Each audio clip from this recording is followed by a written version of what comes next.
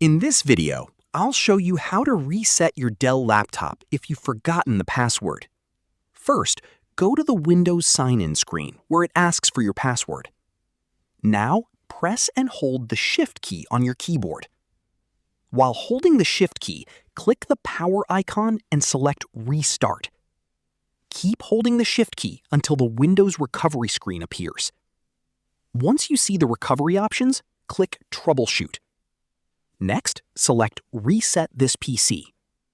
You will now have two options. Choose Keep My Files if you want to reset Windows while keeping your personal files. Or choose Remove Everything if you want to completely erase the laptop and start fresh. Select the option that works best for you and follow the on-screen instructions. That's it. This is how you can reset a Dell laptop when you've forgotten the password. If you found this video helpful, don't forget to like the video, subscribe to our channel, and press the bell icon for more tutorials. Thanks for watching.